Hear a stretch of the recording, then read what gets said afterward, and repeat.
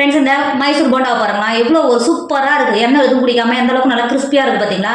Taste பார்த்தீங்கன்னா அந்த அளவுக்கு நல்லா சூப்பராக இருக்கும். நான் இது கூட தொட்டு சாப்பிட்றதுக்கு மல்லி சட்னி தான் வச்சுருக்கேன். இதோட டேஸ்ட் அந்த அளவுக்கு சூப்பராக இருக்கும். இது கூட தொட்டு சாப்பிடும்போது எந்த அளவுக்கு நல்லா பஞ்சு போல் நல்லா வெந்து வந்திருக்கு பார்த்தீங்களா. அங்கே பாருங்கள் எந்த அளவுக்கு நல்லா வெந்து வந்திருக்கு. இது கூட தொட்டு சாப்பிடும்போது இதோட டேஸ்ட் அந்த அளவுக்கு சூப்பராக இருக்கும். நீங்கள் வீட்டில் குழந்தைங்க செஞ்சு கொடுத்தனா குழந்தைங்க விரும்பி சாப்பிடுவாங்க. இன்றைக்கி நம்ம சூப்பரான மைசூர் போண்டா தான் செய்ய போகிறோம். எப்படி செய்யலாம்னு பார்க்கலாமா?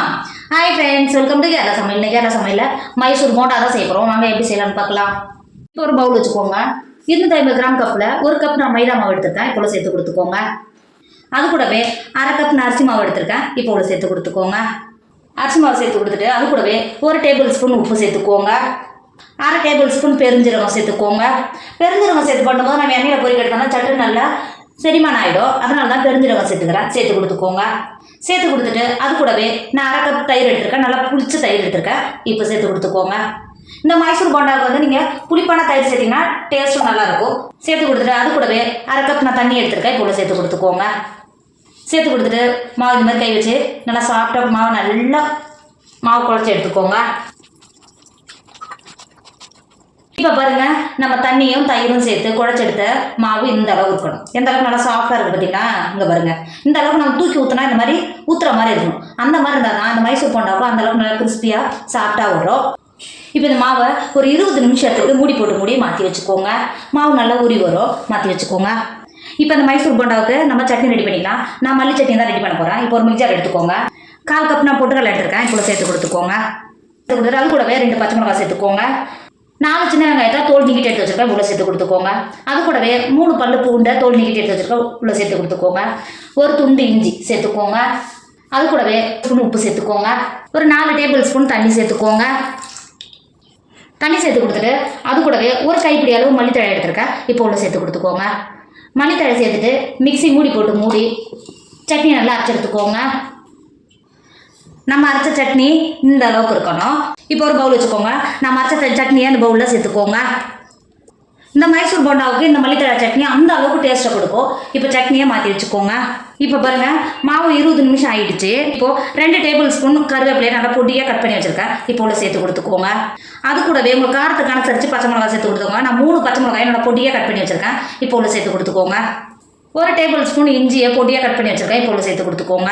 ஒரு பெரிய சைஸ் வெங்காயத்தை பொடியாக கட் பண்ணி வச்சுருக்கேன். இப்போ சேர்த்து கொடுத்துக்கோங்க. அது கூடவே ஒரு 1/2 டேபிள் ஸ்பூன் பேக்கிங் சோடா எடுத்துருக்கேன். இப்போ சேர்த்து கொடுத்துக்கோங்க.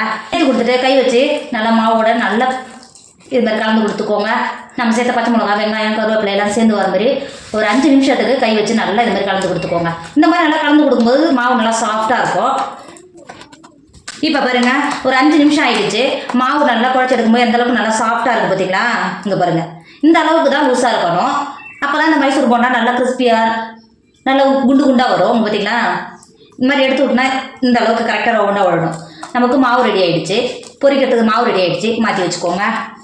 இப்போ பாருங்கள், பொரிக்கிறதுக்கு ஒரு பிளாட்டான பாத்திரத்தில் எண்ணெய் வச்சு எண்ணெய் நல்லா சூடாகிடுச்சு. இப்போ நம்ம குழச்சி வச்சுக்கிற மாவை லைட்டாக இந்த மாதிரி எடுத்துகிட்டு கையில் இந்த மாதிரி கொஞ்சமாக எடுத்துக்கோங்க. கொஞ்சமாக எடுத்துகிட்டு இந்த மாதிரி கிள்ளி விட்டுக்கோங்க. இந்த அளவு கிள்ளி விட்டால் போதும். நல்லா போண்டா நல்லா உப்பி வரும். நீங்கள் ஃப்ளாட்டான பாத்திரம் எடுத்திங்கன்னா இந்த மாதிரி ஒரு 5-6 அது மாதிரி போட்டு பொரிக்கிறதுக்கு ஈஸியாக இருக்கும். அடுப்பால் ஓப்பில் வச்சுக்கோங்க.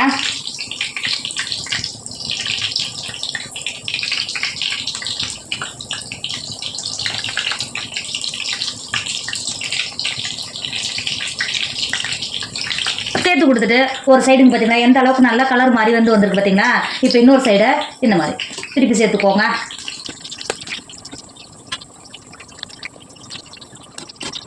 இந்த அளவுக்கு நல்லா திருப்பி சேர்த்துட்டு இன்னொரு சைடும் நல்லா கலர் மாதிரி வேக விடுங்க. இப்போ பாருங்கள், எந்த அளவுக்கு நல்லா ஒன்று போல் நல்லா கலர் மாதிரி வந்திருக்கு பார்த்தீங்களா. இப்போ இதை வெளில எடுத்துக்கோங்க. வெளில எடுத்துகிட்டு இருக்கிற அடுத்த பேட்ச் இதே மாதிரி பொரிச்சு எடுத்துக்கோங்க. இந்த மைசூர் போண்டா சூப்பராக ரெடி ஆகிடுச்சு. இதோட டேஸ்ட் அந்த அளவுக்கு சூப்பராக இருக்கும். துளி கூட எண்ணெய் குடிக்காமல் எந்த அளவுக்கு நல்லா கிறிஸ்பியாக இருக்குது பார்த்தீங்களா. குழந்தைங்களுக்கு நீங்கள் வீட்டில் செஞ்சு கொடுத்தனா அவங்க விரும்பி சாப்பிடுவாங்க. டேஸ்ட்டும் அந்த அளவுக்கு நல்லா சூப்பராக இருக்குது. இது கூட நான் தொட்டு சாப்பிட்றதுக்கு மல்லி சட்னி தான் வச்சுருக்கேன். இதோட டேஸ்ட் பார்த்தீங்கன்னா அந்த அளவுக்கு சூப்பராக இருக்கும். கண்டிப்பாக நீங்களும் ட்ரை பண்ணுங்கள். என்னோட வீடியோ உங்களுக்கு பிடிச்சிருந்தா உங்கள் ஃப்ரெண்டு உங்கள் ஃபேமிலிக்கு ஷேர் பண்ணுங்கள். மறக்காமல் கேரளா சமையல் சப்ஸ்கிரைப் பண்ணிக்கோங்க. தேங்க்யூ.